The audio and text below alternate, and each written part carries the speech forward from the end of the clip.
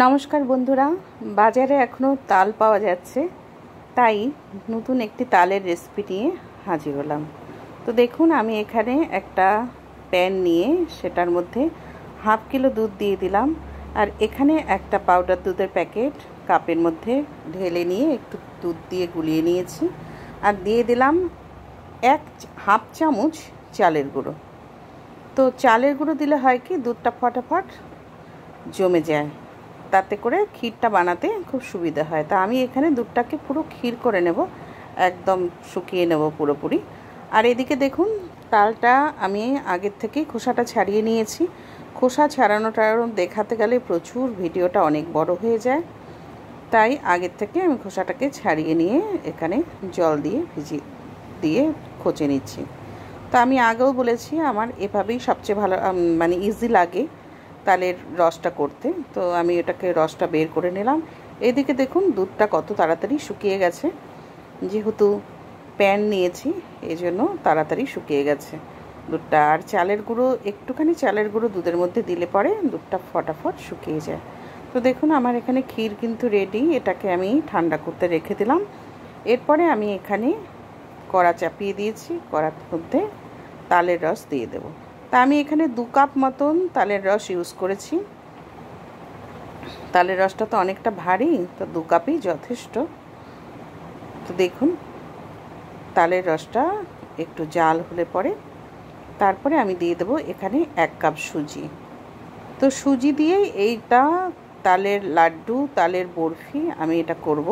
তো সুজি দিয়েই এটা কিন্তু হয়। এখানে ময়দা বা অন্য কিছু চালের গুঁড়া ইউজ করলে কিন্তু ঠিক মতো হবে না, ক্যাতক্যাতে হয়ে যাবে, তো এটাকে কাটা যাবে না। তো দেখুন, সুজিটাকে আমি সুন্দর করে তালের রসের সাথে একটু কাই করে নিচ্ছি। এরপরে আমি এখানে দিয়ে দেব 1 কাপ চিনি।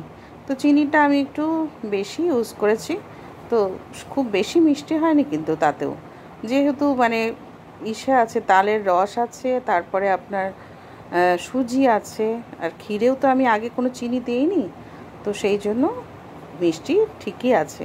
তো দিয়ে দিলাম 1 চামচ ঘি, তালের এটাকে ওঠানোর জন্য, যাতে কড়াতে লেগে না যায় সেজন্য একটু ঘি দিয়ে দিলাম 1 চামচ।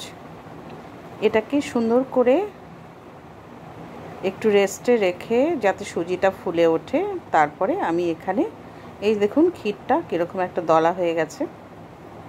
এদিকে আমি কটা আলমন্ড কেটে নিচ্ছি, একটু অ্যালমন্ড, আর আমি একটু পেস্তা দিয়েছিলাম পেস্তা গার্নিশ করার জন্য উপরে।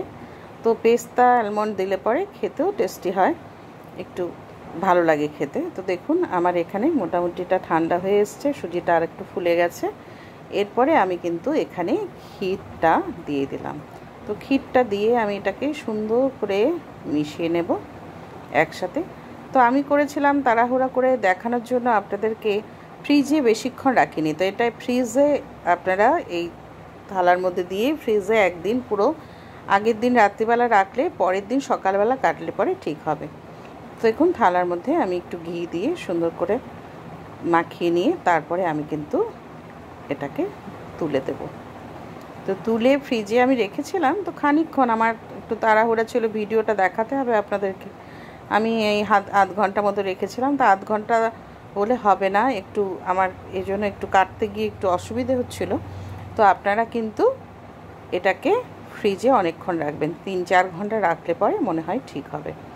তো দেখুন, আমি এখানে একটু অ্যালমন্ড দিয়ে দিলাম আর একটু পেস্তা দিয়েছি, এটা আপনাদের দেখানো হয়নি। তো এটাকে আমি একটু প্রেস করে দিলাম যাতে করে বসে যায়। তারপরে আমি এটাকে কিন্তু একটু ফ্রিজে রেখে দেব। তো দেখুন, আমি এটাকে ফ্রিজ থেকে বের করে নিয়েছি, বোঝাই যাচ্ছে দেখুন একটু টাইট হয়ে গেছে জিনিসটা, দেখেই বোঝা যাচ্ছে এটাকে। তো দেখুন, এরপরে আমি কিন্তু এটাকে সাইডগুলো আমি লাড্ডু বানিয়ে নেব। সাইডের দিকটা তো বরফি কাটা যাবে না, সাইডের দিকটা লাড্ডু বানিয়ে নিয়েছি। তো এটা কিন্তু আমি প্রায় 15 দিন মতো আমার ফ্রিজে রেখে খেয়েছিলাম। প্রতিদিন 1-2 করে খেতে অত্যন্ত টেস্টি হয়, আপনারা অবশ্যই করে খাবেন। তো কার কেমন লাগবে এটা খেয়ে আমাকে অবশ্যই কমেন্ট করে জানাবেন, আমার পেজটাকে ফলো করে দেবেন আর চ্যানেলটাকে সাবস্ক্রাইব করবেন। তো দেখুন এবার আমি কিন্তু এটাকে সুন্দর বরফি করে নেব। তো একটু বুদ্ধি করে কত কিছু করা যায়। আর এই সব আগেকার দিনের এই মা মাসিরা অনেক কিছু রান্না জানতো। এখন তো আমরা ভিডিও হচ্ছে ইউটিউবের জন্য আমরা অনেক কিছু দেখতে পাচ্ছি, কিন্তু মা মাসিরা কিন্তু অনেক কিছু জানতো। এইসব আমার শাশুড়ি মা, আমার মার কাছ থেকেই সব কিছু শেখা। এখন তো আমিও অনেকটা, আমার এক্সপিরিয়েন্স 33 বছর হয়ে গেছে। তো যাই হোক, তো আস্তে আস্তে অনেক কিছুই নিজেও করা যায়, তাছাড়া শিখেওছি সব কিছু। তো এই রান্নাগুলো এগুলো কিন্তু করে বাড়িতে স্টোর করে রেখে খুব সুন্দর খাওয়া যায়। দোকানের মিষ্টির দরকার নেই। আর আমাদের বাঙালিদের কি হয়, ভাত পাতে আমাদের একটা মিষ্টি ভাতের পরে, খাওয়ার পরে একটা কিছু মুখরোচক না হলে ঠিক ভালো লাগে না। তাই এগুলো করে রাখলে পরে ঘরে খুব সুন্দর, দোকান থেকে কিনতে হয় না, নিজেরাই ঘরে খাওয়া যায়। একটা তাল দিয়ে কত কিছু যে করা যায়, কত কিছু বানানো যায় ভাবাই যায় না। তাল ক্ষীর তো একটা অদ্ভুত আইটেম, যেটা এত টেস্টি হয়, কিন্তু করার কায়দা আছে।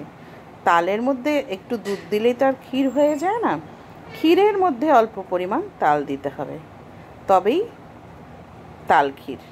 তো বলেছে কেন তাল ক্ষীর? তো ক্ষীরই যদি না থাকলো, তালের মধ্যে দুধ ঢেলে দিলে কি আর তাল ক্ষীর হয়ে যায়? কখনোই সেটা হয় না। তো করতে হয় যত্ন করে। যত্ন করে যে কোনো জিনিস করলে পরে সেটাকে টেস্টি হয়। তো দেখুন আমার কিন্তু এটা রেডি। আমি খুব সুন্দর করে তৈরি করে নিয়েছি। কতগুলো হয়েছে